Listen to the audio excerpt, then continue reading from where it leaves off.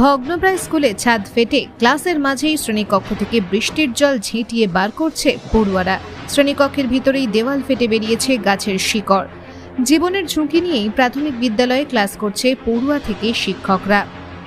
বাঁকুড়া জেলার পাত্রসায়ের থানার চরগোবিন্দপুর প্রাথমিক বিদ্যালয়। এই বিদ্যালয়ে রয়েছে দুটি শ্রেণীকক্ষ, একটি পুরাতন বিল্ডিং, অন্যটি নতুন বিল্ডিং। নতুন বিল্ডিংটি তৈরি হয়েছিল আজ থেকে প্রায় 14-15 বছর আগে। অল্প সময়ের মধ্যেই নতুন বিল্ডিংয়ের ছাদ ও দেওয়াল ফেটে ভয়ঙ্কর পরিস্থিতি তৈরি হয়েছে। আর এই ভাঙা বিদ্যালয়ে চলছে লেখাপড়া। বৃষ্টির সময় ছাদের ও দেওয়ালের ভাঙা অংশ দিয়ে জল থই থই পরিস্থিতি তৈরি হয়। ঝাড়ু দিয়ে জল বের করতে হয় ক্লাসরুম থেকে। ছাত্রদের ক্লাসরুম থেকে ঝেঁটিয়ে জল বের করার ছবি উঠে এলো আমাদের ক্যামেরায়। ক্লাসরুমের ভিতর থেকে ফাটা দেওয়ালে দেখতে পাওয়া যাচ্ছে গাছের মোটা শিকড়। জীবনের ঝুঁকি নিয়েই বিদ্যালয়ে পঠন পাঠন করতে হয় ছাত্রছাত্রীদের। আতঙ্কে বিদ্যালয়ের শিক্ষকরাও। ছাত্রছাত্রীরা জানাচ্ছেন স্কুলে ক্লাস করতে ভয় হয়, স্কুলের ছাদ ভেঙে যখন তখন মাথায় পড়তে পারে। বৃষ্টির সময় জল পড়ে, সরকার স্কুলটি মেরামত করে দিক। অভিভাবকরা জানিয়েছেন স্কুলে ছেলে মেয়ে পাঠিয়ে আতঙ্কের সময় কাটাতে হয় তাদের। শিক্ষকদের বলেও কোনো সমস্যার সমাধান হয়নি। অন্যদিকে বিদ্যালয়ের প্রধান শিক্ষক জানাচ্ছেন পরিকল্পনাবিহীনভাবে এই শ্রেণীকক্ষ তৈরি করা হয়েছিল তৎকালীন সময়। এমনকি পরিকল্পনাবিহীনভাবে একটি ছাদের উপরে আরেকটি ছাদকে চাপিয়ে দেওয়া হয়েছিল, যে কারণেই বাস্তব এই আতঙ্কের মধ্যে বিদ্যালয়ে পঠন পাঠন করাতে হয়। এমনকি বৃষ্টি হলে অনেক অভিভাবক নিজেদের সন্তানদের নিয়ে চলে যান বিদ্যালয় থেকে। বৃষ্টির সময় শ্রেণীকক্ষে জলে ভর্তি হয়ে যায়, তখন বাধ্য হয়েই ছাত্রদের দিয়ে জল বের করতে হয়। তিনি আরও জানান, বিষয়টি ঊর্ধ্বতন কর্তৃপক্ষকে বারংবার জানানো হয়েছে, কিন্তু কোনো সুরাহা হয়নি। ঊর্ধ্বতন কর্তৃপক্ষ জানাচ্ছেন বিদ্যালয় মেরামত করা হবে, কিন্তু আজও তা তৈরি হয়নি। আমাদের স্কুলে ছাদ ভেঙে বটগাছের শিকড় বেরিয়ে গেছে এবং তা দিয়ে জল বেরোয়। হ্যাঁ, তারপরে কি করো সেই জলে? সেই জলে আমাদের আবার ঝাড় দিতে হয়। লেখাপড়ার সমস্যা হয়, ভয় করে। কি চাইছো তোমরা? আমরা সরকার থেকে চাইছি যে একটি স্কুল দেয়। আর ভয় করে কেন? কারণ ছাদ ভেঙে মাথায় পড়ে যেতে পারে। তোমার নাম? আমার নাম অর্ক বিশ্বাস, কোন ক্লাসে পড়ো? ক্লাস 4। স্কুলে কি সমস্যা? আমাদের স্কুলের ছাদটা ফেটে গেছে, বট গাছের শিকড় বেরিয়েছে, জল বের হয়। তো আমরা সেটা বৃষ্টির সময় জল পড়ে, তো আমরা সেটা ঝাড় দিয়ে বের করি। অনেক ভয় হয় ক্লাস করতে। পড়াশোনায় অসুবিধা হয়? কি চাইছো তোমরা, কি চাইছো? আমরা চাইছি যে সরকার আমাদের একটা স্কুল দিক, যেন আমরা ভালোভাবে পড়াশোনাটা করতে পারি। তোমার নাম? আমার নাম পূর্ণিমা বিশ্বাস। কোন ক্লাসে পড়ো? আমি 4-এ পড়ি। পরিস্থিতি কি সমস্যা হচ্ছে আপনাদের? স্কুলের সমস্যা পুরোটাই, স্কুলে ধরুন পুরোটাই ফেটে গেছে।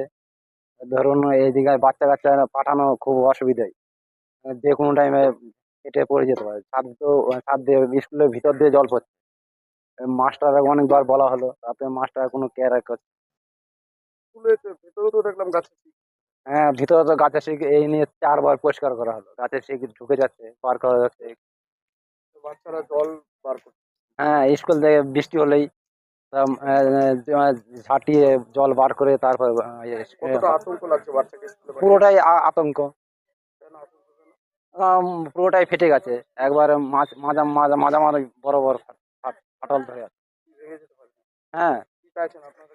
আমরা চাইছি স্কুলটা যেন একটু মেরামত হোক বা নতুন করে হোক। আমার নাম দেবদুলাল সরকার। ধ্রুব সত্য। আমাদের বিদ্যালয়টা ভগ্নপ্রায়। ওই ধারে যে পুরনো বিল্ডিংটা, ওটা ইউনিসেফ কর্তৃক স্থানীয় সহযোগিতায় ওটা ছাদ কোনো রকম করা হয়েছিল। এটা আবার পরে স্যাংশন হয়ে ওই ছাদের উপর ছাদ চড়িয়ে, ছাদ কিন্তু ভালো হয়নি, প্রচুর জল ঝরে, দেয়াল ফেটে গেছে। বৃষ্টিপাত মানে ভয়, আমাদেরও ভয় লাগে, ছেলেদেরও ভয় লাগে।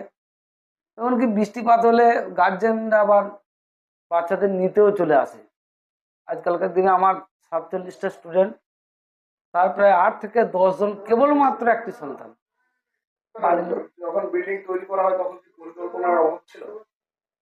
হতে পারে, আমি আসার আগে তো বিল্ডিং হয়ে আছে।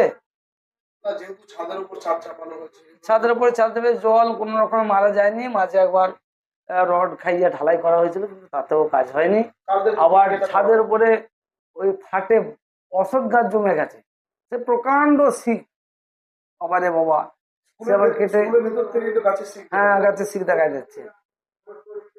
কোন এই দপ্তরের অবস্থা। পক্ষ থেকে স্কুল করা হয়েছে? হ্যাঁ, কোন দপ্তরের পক্ষ থেকে এই স্কুলটা করা হয়েছিল, এই বিল্ডিংটা? এটা তো ওই কাউন্সিলের ইয়ে থেকেই, যাদের ডিপার্টমেন্টে রয়েছে শিক্ষা দপ্তরে, ওখান থেকেই করা হয়েছিল। কিন্তু জীবনের ঝুঁকি রয়েছে বাচ্চা। বেশি ঝুঁকি, ভয় লাগে, প্রচুর ভয় লাগে। বৃষ্টিপাত হলেই আমরা বাচ্চাদেরকে বারান্দায় বাইরে বার করে দিই, কখন যে ধসে পড়ে যাবে তার কোনো ঠিক ঠিকানা নাই। আপনারা আপনি বলেননি? বলা তো হয়েছে, এই পাশের স্কুল পাঁচপাড়াতে একটা এশিয়ার স্যাংশন হয়েছে, শুনছিলাম যে তারপরেই আমাদের একটা হবে, কিন্তু আজও তো কোনো কিনারা হলো না। প্রায় 2 বছর 2.5 বছর হয়েও গেল। আশায় ছিলাম যে জানানোর পরও কিছু হচ্ছে না। না, এই যে বাচ্চারা খোঁজ জীবনের খবর ঝুঁকি নিয়ে পাচ্ছি না। পড়াশোনা করছে, এটা জানিয়েছেন? হ্যাঁ, জানানো আছে কি যে, বলছেন? শুনলাম একটা এশিয়ার আমার স্যাংশন হবে, তো কই এখনো পাইনি। প্রায় আড়াই বছর হয়ে গেল। শুধু তাই নয়, এই মেঝেগুলো ভালো নয়। আমি আর একটা জিনিস দেখাই, কিন্তু না না, কিন্তু এদের তো সমস্যাই রয়েছে। বেশি সমস্যা। আমাদের ভয় লাগে, ভয় লাগে ছাত্রছাত্রীদেরকে নিয়ে। বৃষ্টিপাত হলেই আমাদের ভয় আসে খুব। লেখাপড়ায় তো সমস্যা। হুম, পড়াশোনায় ঘাটতি হচ্ছে, কি করবো? তবুও অভিভাবকদেরকে বুঝিয়ে টুঝিয়ে বারান্দায় বসিয়ে অন্তত ক্লাসগুলোকে মেনটেন করি। ছাত্রছাত্রীদের জল বার করার কি